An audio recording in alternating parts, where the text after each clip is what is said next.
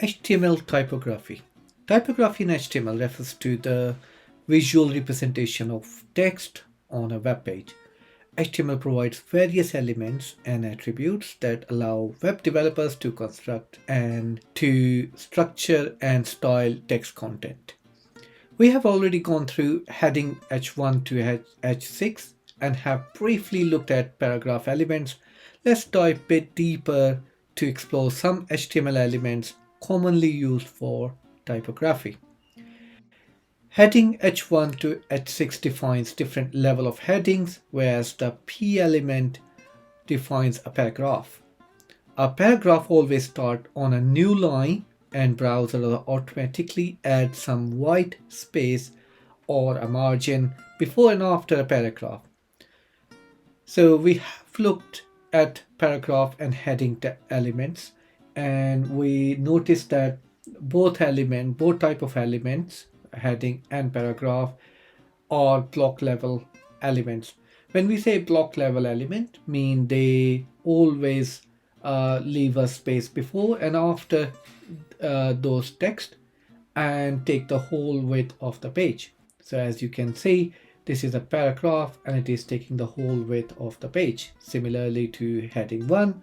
Now, even though there is an empty space, but the paragraph is not jumping after the heading, which means that heading has reserved the whole width of the page for itself. So that's called like a block level element.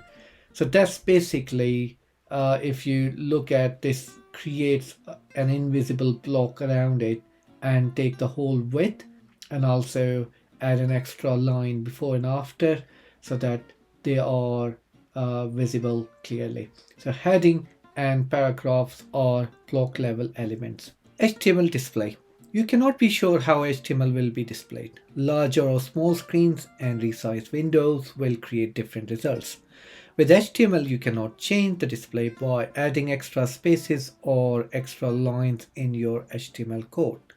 The browser will automatically remove any extra spaces and line when the page is displayed. So let's have a look, and if we add in extra lines and extra spaces between two words, it won't make any difference. So let's save this one, and you can see that extra line mean nothing. So even though we added, because of some extensions in my Visual Studio Code, they are bringing them to normality. And also in the browser, we see that it is not impacting anything. Now we got a point problem. So if we say this is my paragraph text and I put a poem in between there in two paragraphs, make a guess what happened. And yes, exactly. So it kills all the extra lines and spaces and put them in line. Now in HTML tag there is a solution, and solution is pretty simple. So it's a pre-formatted text. However I format them, they will be exactly visible same way in my browser. So let's save that and have a look. There you go. So it's fairly simple. So just by using pre, it preserves the style of my poem. The HTML pre element defines pre-formatted text. The text inside pre element is displayed in a fixed width font, usually Courier, and it preserves both spaces and indentation.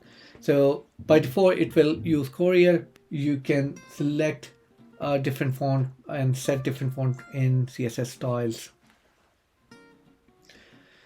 Now I have another problem. The problem is I want to add some extra spaces between paragraph and my pre-text. HTML line breaks. The HTML break element, BR element, defines a line break. Use BR if you want a line break or new line without starting a new paragraph. So for example, we want to start a new line here, break element here, and it will break the line without breaking the paragraph.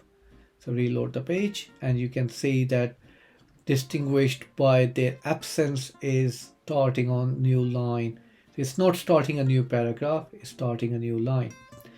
Let's put another line there and break, let's say here. I'm just not caring about what is written there. So if I break the paragraph and start a new paragraph here, and let's have a look. Now you will see the difference between this one and this one.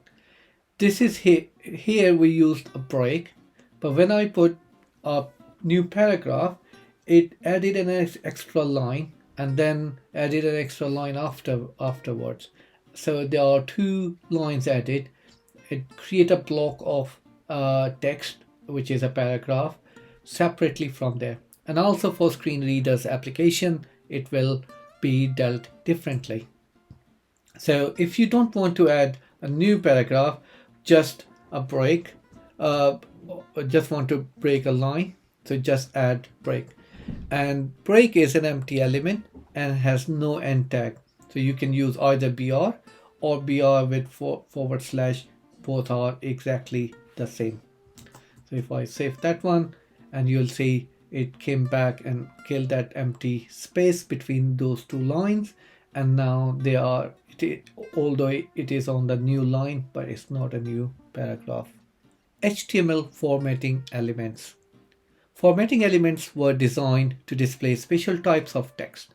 For example, if there is some text which I want to show as bold or mark them as bold, let's say important notice, and I want this important notice to stand out from the rest of the text. And if we say that's important notice is exactly the same as in font. So if I put B, so B has opening and ending tag, which is saying where this block, this bold text will end. So B is bold text. The HTML B element defines bold text without any extra importance. So let's have a look, and you will see that there is a bold text, but it doesn't say it is important to screen readers. So note, according to the HTML5 specification, the B tag should be used as a last resort when no other tag is more appropriate. The specification states that headings should be denoted with the H1 to H6 tags, emphasized text should be denoted with the MEM tag, important text should be denoted with the strong tag, and marked highlighted text should be denoted with the mark tag, which we'll look into it in a minute. So if it is of no importance, just for visual purposes you want to use it, then only you would use B. And again, it is something you would not use regularly. It is something to be used as a last resort, as I said before. Now let's have a look at few other formatting elements. And I want to use something here, and I will say this is an emphasize tag, M for emphasize, and starting an end tag, obviously, and save the page, and then you will see this is a bit italicized. And then there is something called I for italicize or italic font, and I put italic here with I. Very simple way of doing it. Ocean here. Now you will see that Bonnie and Ocean look exactly the same, both are italic now. However, there is a significant difference between both. HTML element defines a part of text in an alternate voice or mode. So basically this is quite important for screen readers. They are reading the text, but as soon as they see I element there, they will change the tone and give an alternate voice, and visually impaired people will hear that text differently. So for them it means something different. The I tag is often used to indicate a technical term, a phrase from another language, a thought, a ship name, etc. etc. The M tag also supports the event attributes in HTML. We'll cover event attributes in HTML later. Emphasize text, or M element, defines emphasized text. The content inside is typically displayed in italic. The screen reader will pronounce the word in M with an emphasis using verbal stress. So that's the main difference between EM element and I element. So here we use a B element to bold text.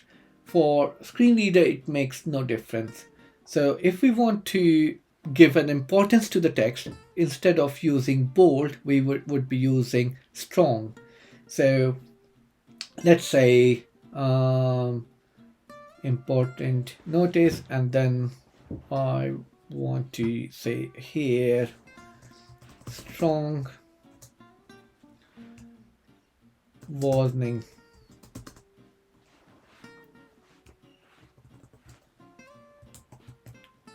Now you see this warning and important notice, they look exactly the same. They are bold text, the same font, same size. However, when a screen reader is reading, the important notice have no importance to it. Since we use warning in a strong tag, they carry importance for screen readers. Visually, they both look exactly the same. Let's try a few other. For example, mark. And if I say mark here, this bunny, and we'll see the bunny is marked or highlighted. And then we put small.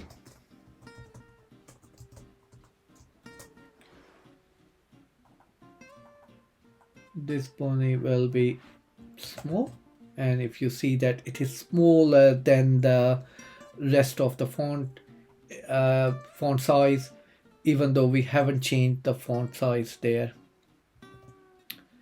And then we say this portion is del or deleted, and there will be a strike through there.